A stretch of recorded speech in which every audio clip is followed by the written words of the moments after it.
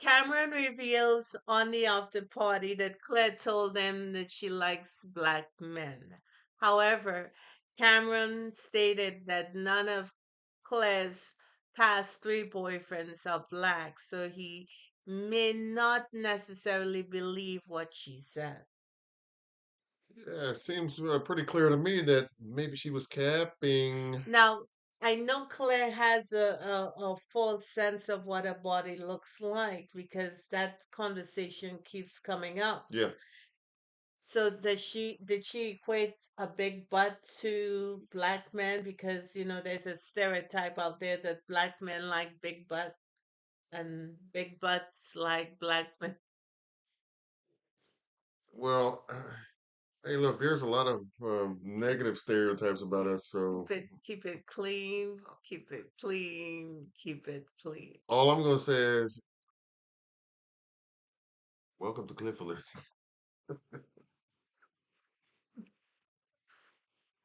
Alerts.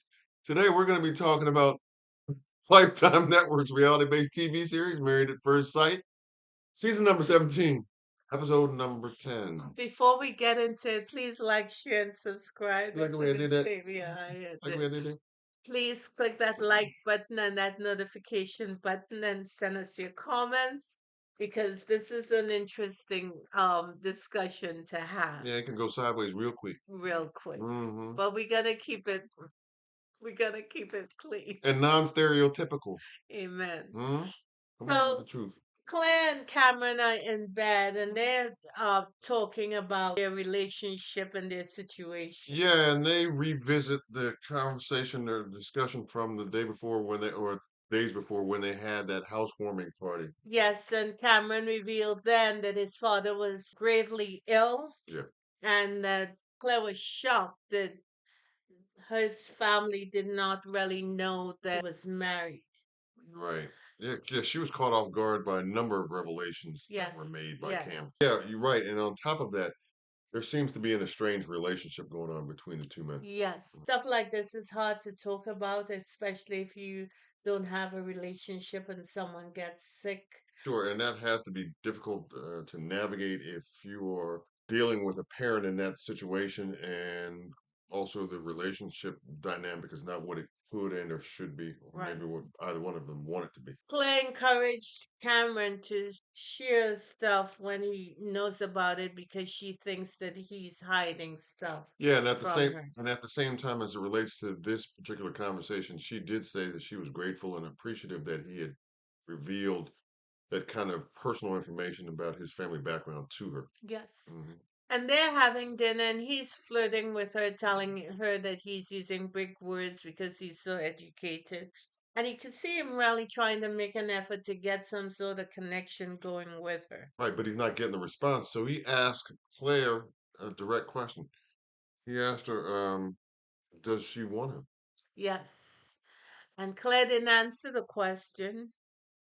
In fact, she pivots away from it. Yeah, she said that they've kind of hit a wall. And the first thing that went through my mind was, yeah, you guys have hit a wall based on your efficiency of building one, erecting one between the two of you. Right. Because she always has something to pivot away from when asked a direct question about how she feeling and particularly and most specifically how she feels about him. Right. And from my vantage point, those comments and or responses tend to be philosophical in nature.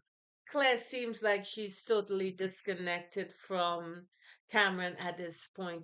She's really a scared woman trying to navigate this experience of being married at first sight. Hmm. She said she feels nothing for him. Yeah, she's She not. has no sexual energy. Yeah, she's not If romantically she's attracted to him unattracted to him. and all that. So Cameron's at the point where he's like, well, this is going south quickly. So what's the use in trying to continue on? He actually said that he's here to try, Hmm. but it's useless trying to continue to do something different because clearly what they're doing is not working. Right, but at the same time, Claire will come back with a statement that contradicts that, and seemingly, and says, "Well, you know what?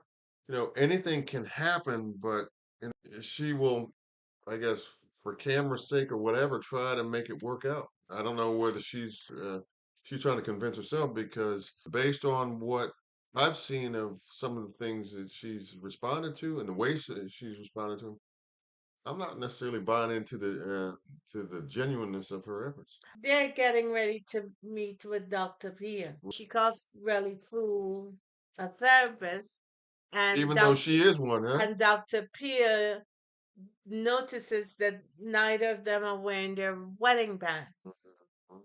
And I was surprised at that initially when I saw it.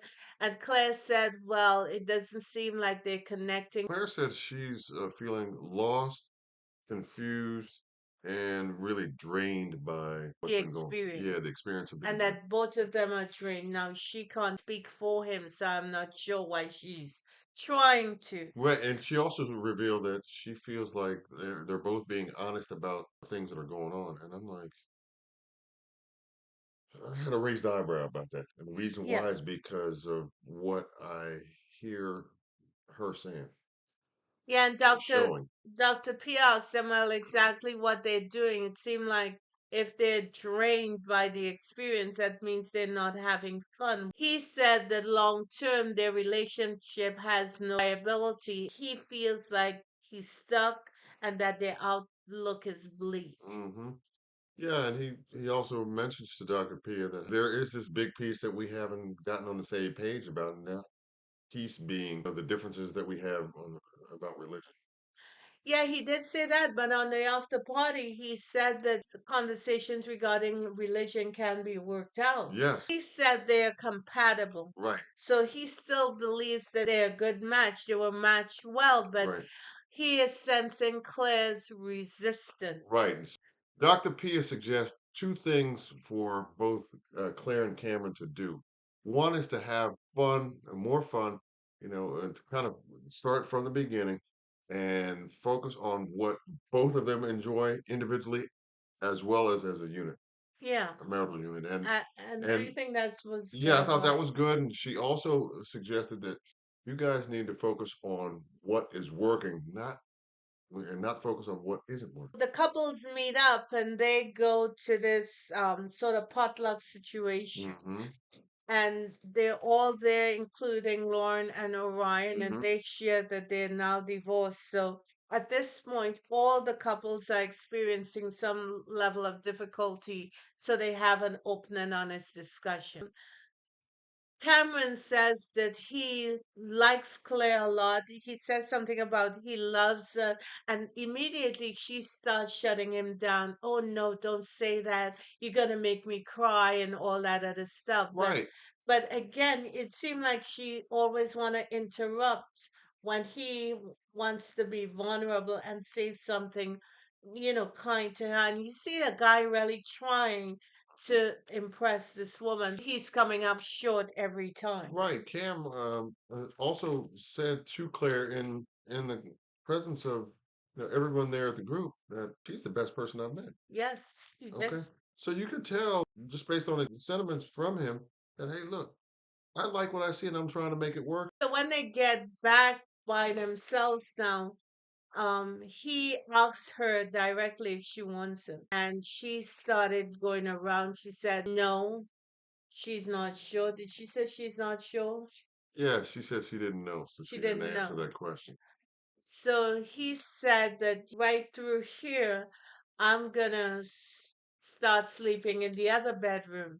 And would You, she be okay with that? and will she be okay with that? And she gave the line that every woman has given a man at some point in their life. It's fine. I'm gonna miss you, but you do you basically. Listen. And it was just so dismissive in my And estimation. to You me, know what I there's an mean? aspect of being performative too Yes, with the comment too, yes, because she didn't want to look bad on Cam. yes. Now on the after party, Cameron stated that Claire told him that she did not want him in the apartment. Hmm. And they're having conversations off camera. And when they get on camera, Claire is using his words and saying stuff as if she is experiencing and feeling the way he is feeling. As though those sentiments and those comments Came from her. yeah, originated from her. Right. And he's confused about that. Mhm. So he said he wanted to get on camera asking her specifically whether she wanted him or not, and she still could not answer that Yeah, directly. she definitely hemmed and hawed about Yes, that, she did. and in doing so, he answered the question as far as I'm concerned. Yes, she did. And I'm hoping Cam paid attention to that. Well, he is paying attention. That's why he Mhm. said he'll sleep in the other room. Mm. I think he is beginning to get some feelings for her, Yes, and I think he's smart enough and wise enough to accurately assess what's coming back in the way of sentiment from his exactly. wife. She's keeping him deliberately at arm's length until she kind of figures out some things about him. Lauren on the after party, he said, well, this is not what Claire shared with them, that Another narrative. Cameron said wasn't attracted to her body. And Cameron said that's not true. He likes Claire how she is. And the body image is working for him. Exactly. Yes. So we see conflicting stories coming out of the camp. Right now, just based on what we've heard up until this point, who do you believe? Well, Cameron came over as sincere, Mhm. but I would like to see someone ask both of them what is actually going on, because last week Claire was on the after party and she was crying. I think all these people are scared to death of Yes, this whole experiment, and I think they are withholding a big part of themselves. because the reality or gravity of the situation now that they're back from the honeymoon is It sinking in. is sinking in. Yep, I would agree with that. Claire has already come to her own decision about that. I'm not willing to openly reveal it yet. Yeah, yeah. I think she wants to pretend that she's trying, Mhm. but she's not actually putting in the work. She told her brother, I'll miss you. There you have it. We want to wish you guys happy holidays. Merry Christmas. We hope that your time with your family is full of joy and laughter and kids running around and breaking stuff and and acting up. But food, the libations, the laughter, It's you know, all good spirits. creating wonderful memories. Mhm. That's all what it's all about.